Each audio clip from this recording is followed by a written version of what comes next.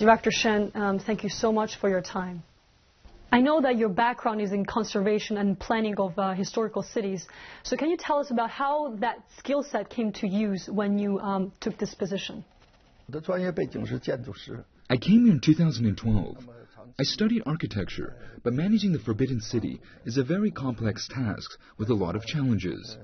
Things like security, fire safety, infrastructure, displays and exhibitions, these must remain our highest focus.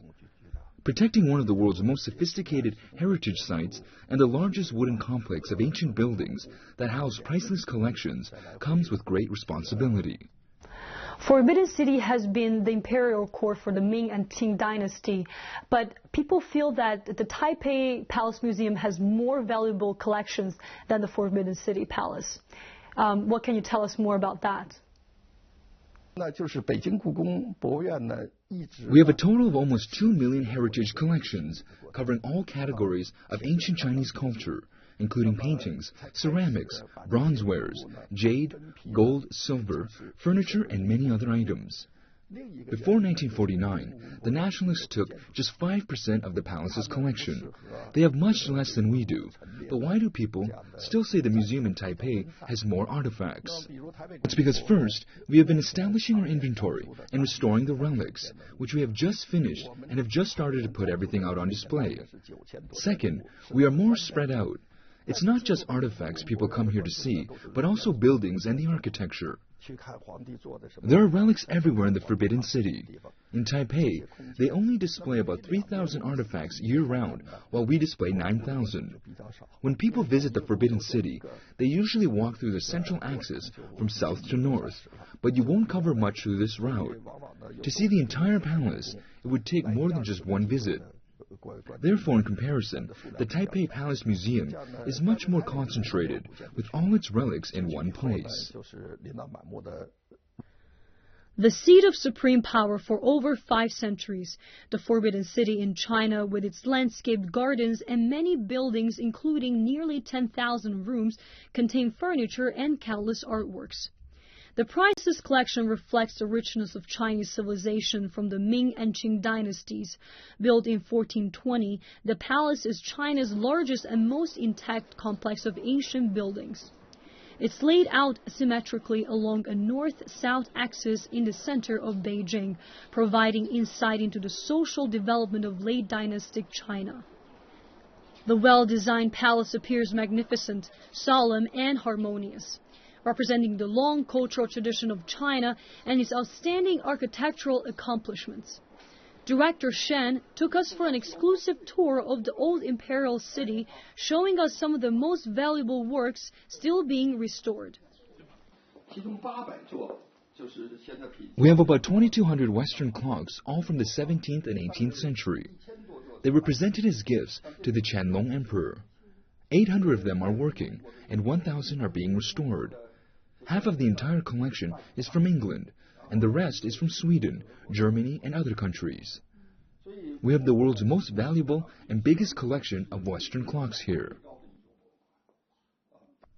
The most difficult part in restoring this clock is that I have to learn about its complex mechanical structure. It's very complicated as there are several functions to it.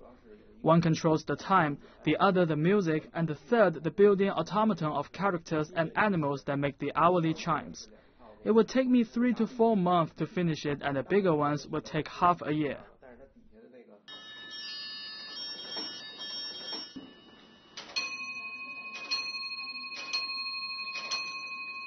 Next, we made a stop to the Furniture Conservation Department. This is a 2-part closet from the early Qing dynasty. There were several missing pieces inside the closet, which has been damaged by termites. Minority groups presented it as a gift to the emperor. It's made of rosewood, and the ornaments are decorated with turtle and clamshells, gold, carnelian gemstones, and silver. The most difficult part for us in the restoration process is finding the right material similar to the original and the people with the right skill sets. We'll finish this by the end of the year. I'm sure you have traveled to many museums around the world. What do you think are the biggest differences between museums on the West and in comparison to China? Museums in the West were established very early on. They have been a part of people's lives for many generations. We have only been around for about 100 years, so China is still in the developmental phase. But we are growing very fast. There's a new museum established every 2 days. Our understanding of museums has also been changing. Museums don't simply just provide a place to preserve historical artifacts, but it's also an institution for research and cultural education. I know that by 2015, China is planning to build about 3,000 museums nationwide. But what really, matters to people is not the number of museums, but how the details in the museums, the stories and emotional content of these historical relics that be able to relate to people. When people walk out of the museum, they will only find a couple of artifacts that are very memorable, so we need to further develop the stories behind each piece. We have made great progress in many areas. We have the world's most sophisticated audio guides. Many of the best museums around the world only have 10 to 12 languages, and some didn't even have Chinese until recently. But we provide 40 languages covering many dialects. We are also able to adjust the storytelling of the audio guides according to each person, for example for children, scholars, and for the general public. It's been really well received. Can you tell us about how important it is to have international cultural exchange, and what are your plans with that? We have had collaborations with the Metropolitan Museum, the British Museum, and the Louvre. Last year, we also signed a deal with the International Council of Museums to establish an international training center at the Palace Museum. We have taken the responsibility for training museum curators and to provide highly skilled personnel for the world's leading museums. And your long-term vision, what are your plans for the next 5 years? We have a saying that we should pass the well-preserved Forbidden City to the next 600 years. Why 600 years? Well, because it was built in 1420, and by 2020, the Forbidden City is going to celebrate its 600th birthday. That's when 2 of our major projects will be finished. One is the 18-year-long restoration of the palace buildings, which will allow visitors to access 76% of the Forbidden City.